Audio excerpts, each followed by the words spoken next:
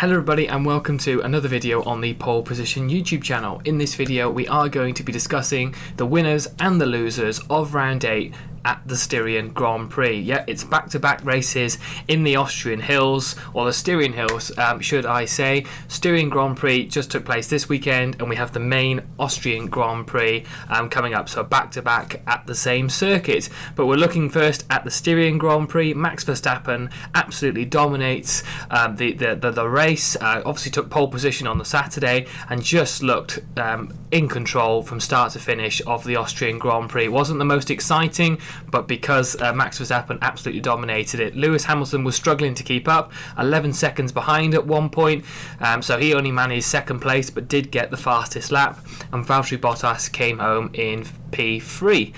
So we're going to be looking at the winners and the losers of the Styrian Grand Prix. So without further ado, let's get into it. So of course the main winners are Red Bull and Max Verstappen. Max Verstappen said after the race that the car was super nice to drive and super easy to drive, and that's exactly what you want. Home race for Red Bull as well. It's exactly what they needed, and the car looked absolutely comfortable there. Like I mentioned, Lewis Hamilton looked like he was struggling to keep up during the race.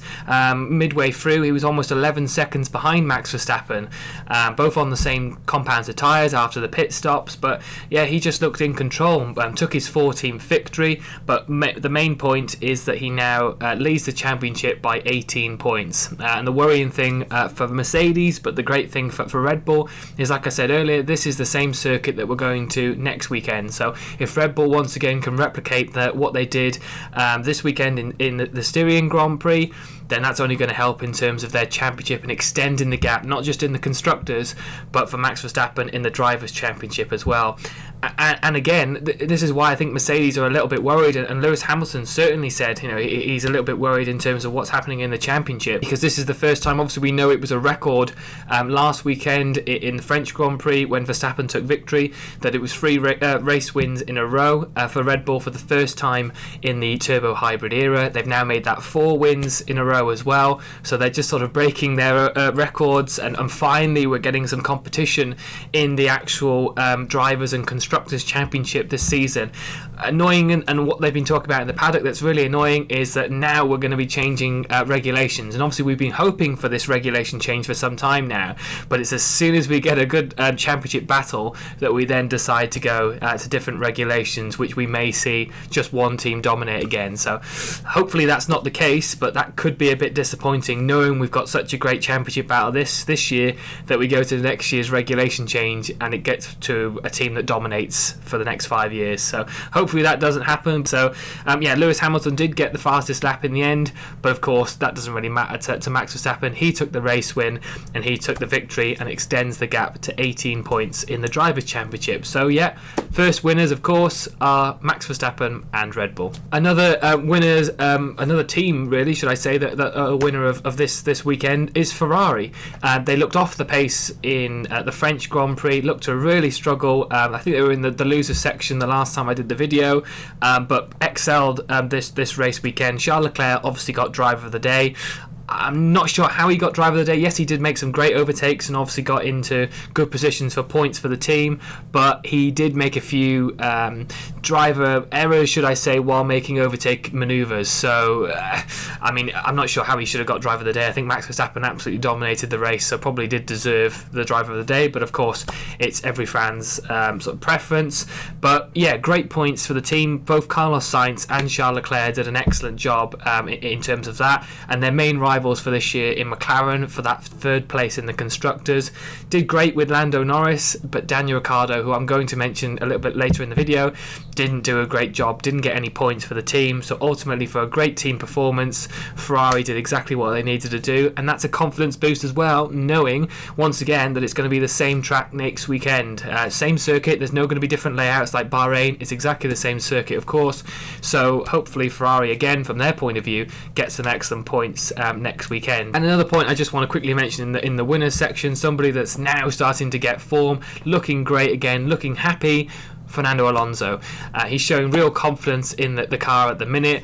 Loving that he was so happy to get into Q3 on Saturday. You could see how happy he could hear how happy he was. Sorry, on the team radio. He sounded ecstatic, and of course that then helped in the race as well, getting some good solid points for the team. Not a huge amount, but it's slowly, Alpine is slowly getting them extra steps. Esteban Ocon didn't have a great weekend, really struggled with that car, but Fernando Alonso managed to sort of show his World Championship quality and get some points for the team. So yeah, just a quick mention to Fernando Alonso. And I'm going to mention a couple of in the losers section now, so we're just going to go on to the losers section.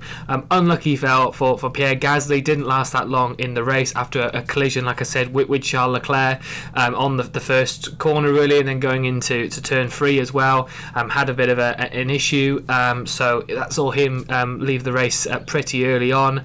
Looked like a suspension damage as well as a rear left tyre failure. So yeah, disappointing for Pierre Gasly, because AlphaTauri looked strong, especially during practice as well. Gasly looked pretty quick, so yeah, disappointing for him.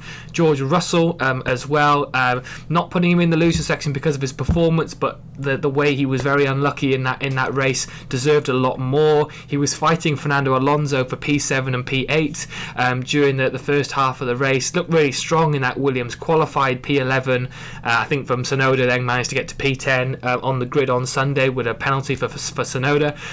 But yeah, great job from George Russell. Just unlucky with the car's reliability. I think there was some fluid that was leaking throughout the race, so they had to keep topping up in the pits, and then ultimately a couple of laps down they obviously decided just to give up. So that disappointing for George Russell, but once again showing his quality, and that he deserves probably to be higher up the grid than he is. And the main sort of loser I'm putting for this race weekend is Daniel Ricciardo. Now, we all know that I do like Daniel Ricciardo. I think he's a great character in Formula One. He's a great character to do interviews. He's great for marketing. So good, and he has shown some great performances as a driver in the past, but at the minute he is really struggling in that McLaren car. Looks better in practice, and Saturday, Sunday it just sort of fell away, and yeah, I mean he sort of made his way up. He was about P8, P9 during midway through the race, and then suddenly just fell all the way back down out of the points. I'm not sure where he finished in the end. Was it P13, P14? Just absolutely struggled in that car. Still having issues, I think, with the way that the brakes work with McLaren, and obviously he's always been one of the last of the late breakers, as everybody used to say when he was at Red Bull. And if he's struggling with how the brakes work at McLaren, that's taking out half of his how good Daniel Ricciardo is. So yeah, really disappointing at the minute, especially when Lando Norris is getting absolutely everything out that car. And I think during qualifying, Daniel Ricciardo was a whole second off Lando Norris, one of Lando Norris's lap time, and I think that really does show Ricciardo's issues that he's had so far. I mean, last weekend in the French Grand Prix was good for the team because they got solid points from both drivers, but when Ferrari are doing exactly the same this weekend in Styria, and Norris is the only one getting points in P5, Daniel Ricciardo out the points, then that's really going to be costly during for McLaren's trying to get P3 again in the constructors. So yeah, Daniel Ricciardo's going to have to do a lot of a sort of revision, I think, with his engineers during this couple of days before they go back to the Red Bull ring once again, because he needs to do a lot better than he did this weekend in Styria. So hopefully that can be the case, because obviously we want that Ferrari-McLaren battle to last throughout the season. But yeah, sadly,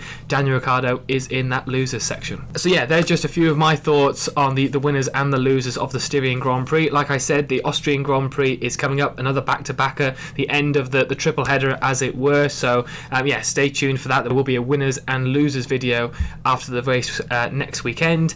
We will of course be doing a live stream on the Let's Talk Sport YouTube channel as well, so it may not be myself, but Jamie Davis and a couple of other colleagues as well will be doing video, a race watch along of the Austrian Grand Prix. And of course we will be doing the W Series as well, which came back with a bang at the Red Bull Ring circuit as well, so stay tuned for them. But yeah, thank you very much for watching this video. Please let me know your thoughts. How did you think the Styrian Grand Prix went?